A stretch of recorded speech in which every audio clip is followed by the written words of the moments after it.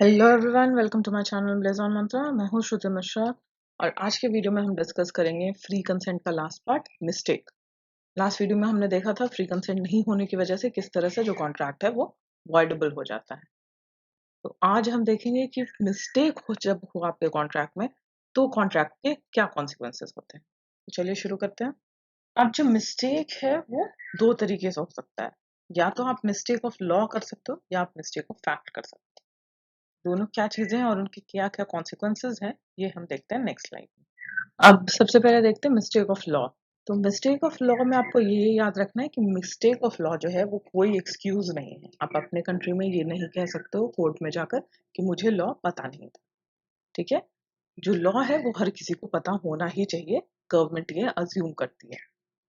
तो अगर आप मिस्टेक ऑफ लॉ कर रहे हो अपने कंट्री में अपने कंट्री के लॉ के लिए तो उससे आपके कॉन्ट्रैक्ट पे कोई असर नहीं पड़ेगा। लेकिन अगर आप मिस्टेक ऑफ फॉरेन लॉ कर रहे हो, ठीक है, तो जरूरी नहीं है कि फॉरेन लॉ आपको पता हो। तो फॉरेन लॉ नहीं पता होना एक एक्सक्यूज होता है। और अगर आपने फॉरेन लॉ का मिस्टेक किया है वो आपको पता नहीं है तो वो आपके कॉन्ट्रैक्ट को वॉइड बना देता है। अब आते हैं मिस्टेक ऑफ फैक्ट पे। मिस्टेक ऑफ फैक्ट में जहां दोनों कॉन्ट्रैक्टिंग पार्टीज, ठीक है, जो दोनों पार्टीज है कॉन्ट्रैक्ट में, उन्होंने कुछ गलत समझा है या उन्हें फैक्ट पता नहीं था। वैसे सिचुएशन में जहां दोनों पार्टीज को फैक्ट पता नहीं था या गलत फैक्ट्स पता थे तो वहां पे जो अग्रीमेंट है वो वॉइड हो जाता है। ठीक है, तो मिस्टेक में वॉइडेबल का ऑप्शन नहीं है, अग्रीमेंट जो है वो वॉइड हो जाता है। अब आते हैं कॉन्ट्रैक्ट के नेक्स्ट एसेंशियल फीचर पर जो है legality of object and consideration. तो ऑब्जेक्ट और कंसिडरेशन दोनों लीगल होने चाहिए। कंसिडरेशन कब कब लीगल होता है, किन किन सिचुएशंस में लीगल होता है, वो हमने कंसिडरेशन के चैप्टर में पढ़ा है। अब यहाँ पर ऑब्जेक्ट की बेसिकली हम बात कर रहे हैं।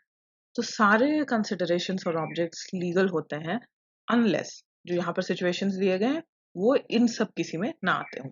तो पहला तो ये है कि जो कंसिडरेशन या ऑब्जेक्ट है आपके कॉन्ट्रैक्ट का वो फॉरबिडन बाय लॉ नहीं होना चाहिए। ऐसे किसी एक्ट को आप नहीं कर रहे हो जो किसी एक्ट के अंदर, किसी लॉ के अंदर पनिशेबल ऑफेंस हो।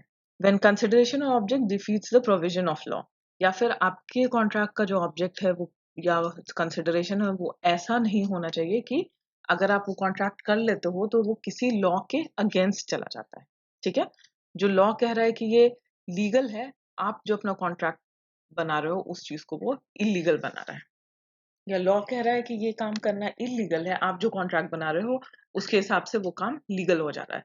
तो अगर इस तरह का आपका ऑब्जेक्ट या कंसिडरेशन है किसी कॉन्ट्रैक्ट में तो वो कॉन्ट्रैक्ट वॉइड हो जाएगा।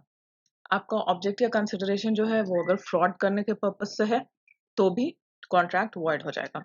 कोई रूल बनाया गया इंडिया में, जैसे कोविड के टाइम पे लॉकडाउन था, ठीक है, तो अगर आप ऐसा कॉन्ट्रैक्ट कर रहे हो जिसमें आप लॉकडाउन को तोड़ने की बात कर रहे हो, आप लॉकडाउन नहीं फॉलो करने की बात कर रहे हो, तो वैसा कॉन्ट्रैक्ट भी वॉइड होगा। अब आप कोई एक ऐसा कॉन्ट्रैक्ट बना रहे हो जहां पे जो कंसिडरेशन है वो किसी के प्रॉपर्टी को या किसी पर्सन को नुकसान पहुंचाने का है। किस तरह का नुकसान?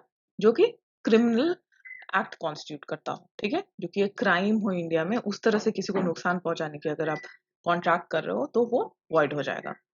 जब आपका कंसिडरेशन और ऑब्जेक्ट जो है वो इमोरल है, ठीक है, जिसको सोसाइटी और कंट्री और लॉ सभी सही कंसिडर नहीं करते, वैसे किसी काम को करने की आप कोशिश कर रहे हो तो वो इमोरल हो जाएगा। जैसे कि प्रोस्टिट्यूशन को बढ़ावा देना, किसी को स्लेव बनाना, किसी पर्सन को स्लेव बनाना, फिर पॉल्यूशन फैलाने की बात करना, ये सब तरह के अगर आपके कंसिडरेशंस और ऑब्जेक्ट है किसी कॉन्ट्रैक्ट में तो वो कॉन्ट्रैक्ट वॉइड हो जाएगा। When consideration is opposed to public policy, जो आपका कंसिडरेशन है वो पब्लिक पॉलिसी के अगेंस्ट है।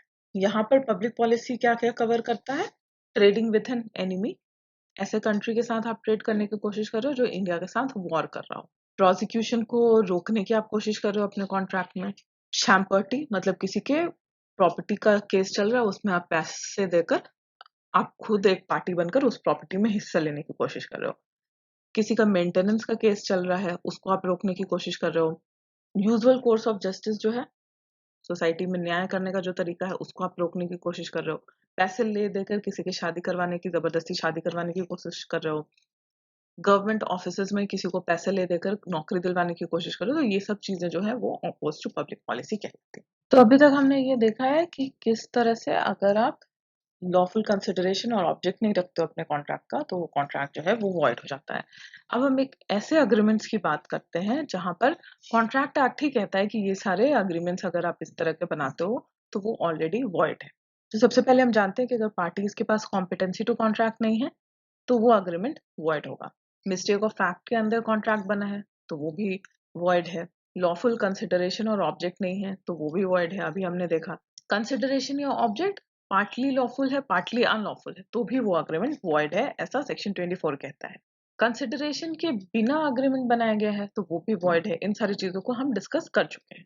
अब जो नई चीजें हमें डिस्कस करनी है वो है agreement in restraint of marriage, जहां पर आप किसी के मैरिज को रोकने के लिए या किसी से किसी को शादी करने के लिए रोकते हो तो वो अग्रीमेंट वॉइड हो जाता है। किसी को आप ट्रेड करने से रोक रहे हो तो वो अग्रीमेंट वॉइड हो जाता है। लीगल प्रोसीडिंग्स रोकने की कोशिश कर रहे हो तो वो अग्रीमेंट भी वॉइड है।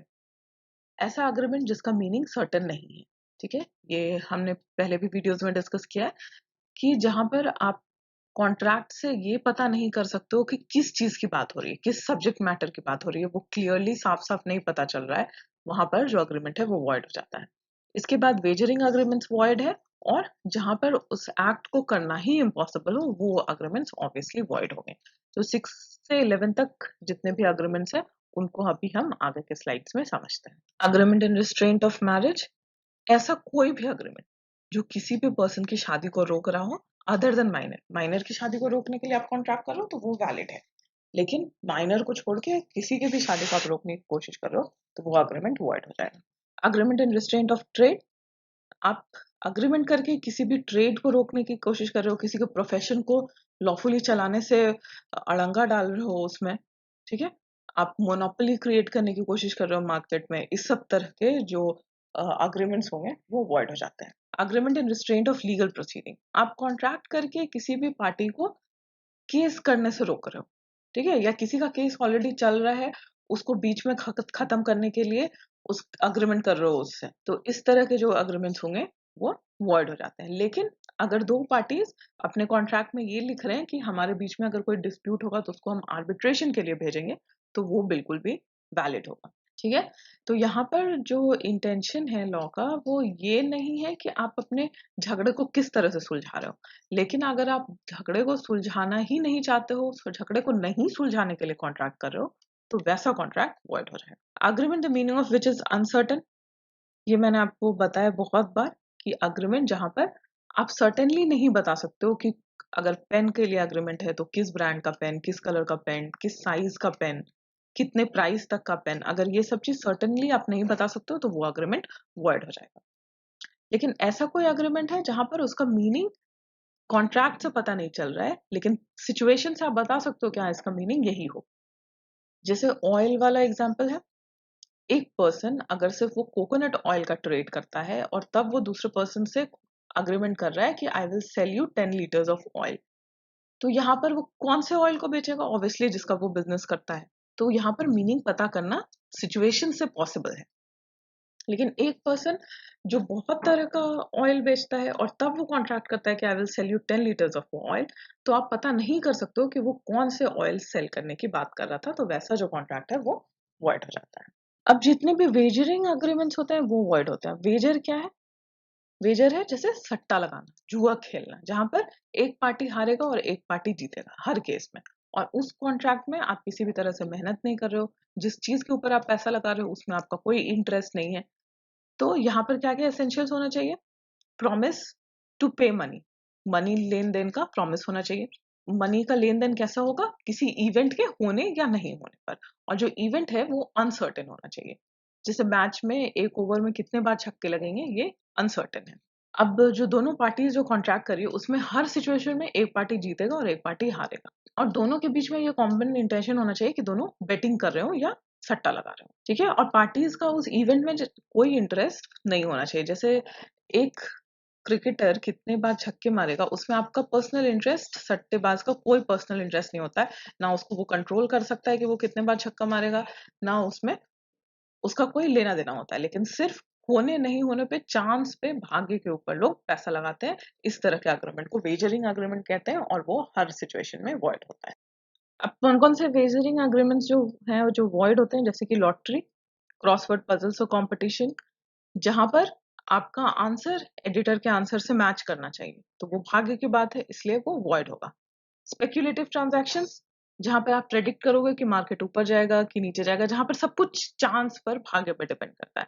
हॉर्स रेसिंग में जो लोग बेटिंग करते हैं, कौन सा घोड़ा जीतेगा उसके ऊपर बेट लगाना, इस तरह के एग्रीमेंट्स वॉइड होते हैं। अब कौन कौन से एग्रीमेंट्स है जो देखने में वेजरिंग लगते हैं लेकिन वो एक्चुअली में वेजरिंग एग्रीमेंट्स नहीं है और वो वॉइड नहीं होते हैं, मतलब कि वो वैलिड होते हैं।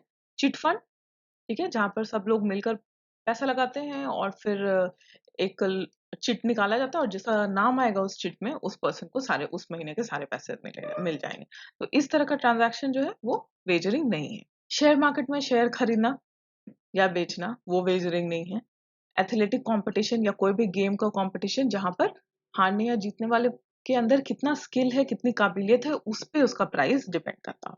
इंश्योरेंस का कॉन्ट्रैक्ट, ये सब वेजरिंग एग्रीमेंट्स नहीं है और ये वैलिड होते हैं। तो जो थर्ड यूनिट है फ्री कंसेंट और वॉइड एग्रीमेंट्स का, ये आपके लिए कंप्लीट हो गया। आई होप आपको ये अच्छे से क्लियरली समझ आया होगा। तो आप प्लीज इस वीडियो को लाइक करो, अपने फ्रेंड्स के साथ भी शेयर करो, उन्हें भी नॉलेज गेन करने का मौका दो और चैनल को सब्सक्राइब करना मत भूलो। Thank you.